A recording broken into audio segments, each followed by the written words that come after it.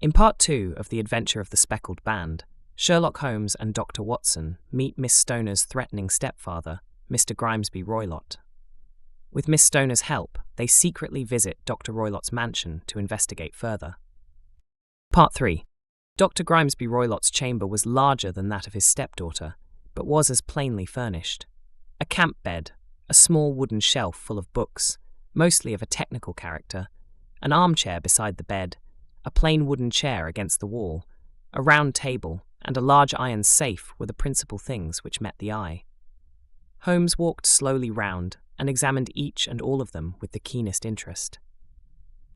"What's in here?" he asked, tapping the safe. "My stepfather's business papers." "Oh, you have seen inside, then?" "Only once, some years ago.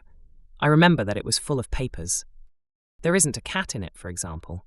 "No, what a strange idea! Well, look at this." He took up a small saucer of milk which stood on the top of it. "No, we don't keep a cat, but there is a cheetah and a baboon." "Ah, yes, of course. Well, a cheetah is just a big cat, and yet a saucer of milk does not go very far in satisfying its wants, I dare say. There is one point which I should wish to determine." He squatted down in front of the wooden chair and examined the seat of it with the greatest attention. "Thank you. That is quite settled," said he, rising and putting his lens in his pocket. "Hullo, here is something interesting." The object which had caught his eye was a small dog lash hung on one corner of the bed. The lash, however, was curled upon itself and tied so as to make a loop of whipcord. "What do you make of that, Watson?" "It's a common enough lash, but I don't know why it should be tied." "That is not quite so common, is it? Ah, me. It's a wicked world, and when a clever man turns his brains to crime, it is the worst of all. I think that I have seen enough now, Miss Stoner, and with your permission we shall walk out upon the lawn." I had never seen my friend's face so grim, or his brow so dark, as it was when we turned from the scene of this investigation. We had walked several times up and down the lawn, neither Miss Stoner nor myself liking to break in upon his thoughts before he roused himself from his reverie. "It is very essential, Miss Stoner," said he, "that you should absolutely follow my advice in every respect." "I shall most certainly do so. The matter is too serious for any hesitation. Your life may depend upon your compliance." "I assure you that I am in your hands. In the first place, both my friend and I must spend the night in your room." Both Miss Stoner and I gazed at him in astonishment. "Yes, it must be so. Let me explain. I believe that is the village inn over there." "Yes, that is the Crown." "Very good. Your windows would be visible from there." "Certainly. You must confine yourself to your room, on pretense of a headache, when your stepfather comes back. Then, when you hear him retire for the night, you must open the shutters of your window, undo the hasp, put your lamp there as a signal to us, and then withdraw quietly with everything which you are likely to want into the room which you used to occupy. I have no doubt that, in spite of the repairs, you could manage there for one night." "Oh yes, easily. The rest you will leave in our hands." "But what will you do?" "We shall spend the night in your room, and we shall investigate the cause of this noise which has disturbed you." "I believe, Mr. Holmes, that you have already made up your mind," said Miss Stoner, laying her hand upon my companion's sleeve. "Perhaps I have. Then, for pity's sake, tell me what was the cause of my sister's death." "I should prefer to have clearer proofs before I speak." "You can at least tell me whether my own thought is correct, and if she died from some sudden fright." "No, I do not think so. I think that there was probably some more tangible cause.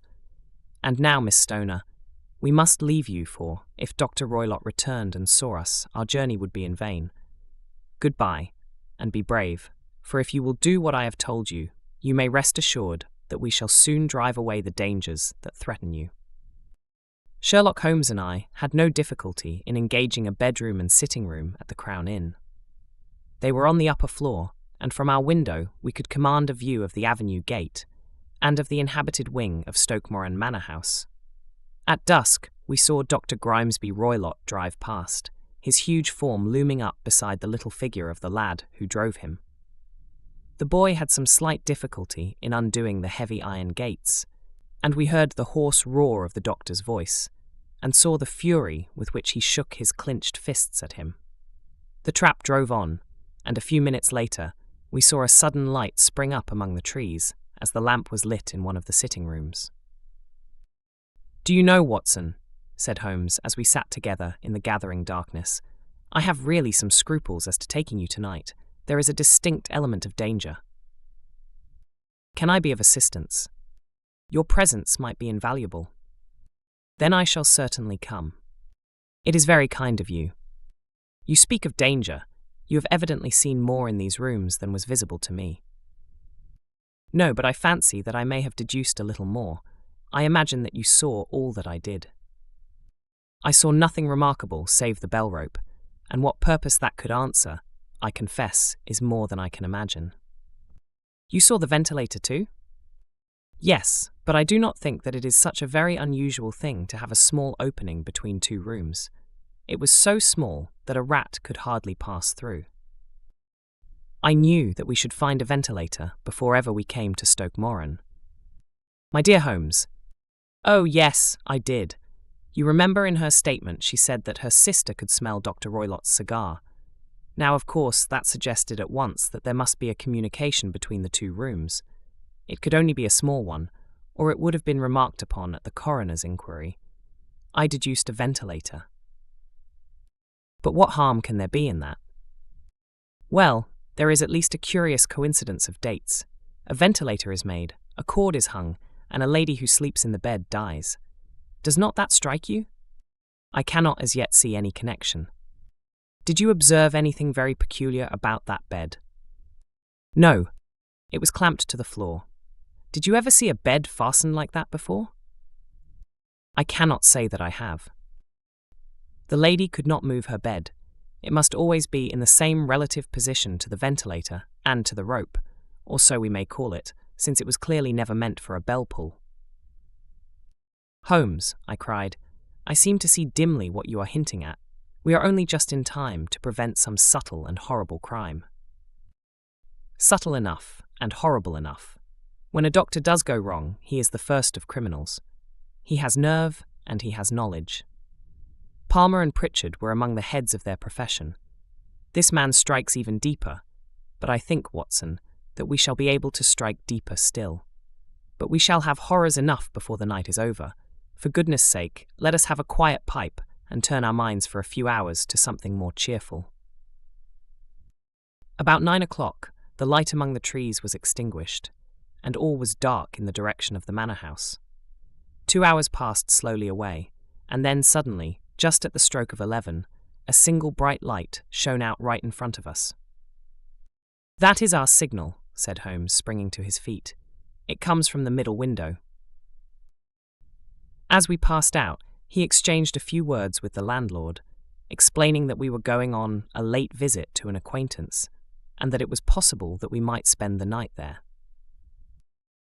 A moment later, we were out on the dark road, a chill wind blowing in our faces, and one yellow light twinkling in front of us through the gloom to guide us on our sombre errand.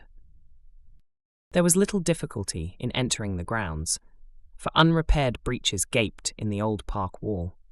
Making our way among the trees, we reached the lawn, crossed it, and were about to enter through the window, when out from a clump of laurel bushes there darted what seemed to be a hideous and distorted child, who threw itself upon the grass with writhing limbs, and then ran swiftly across the lawn into the darkness.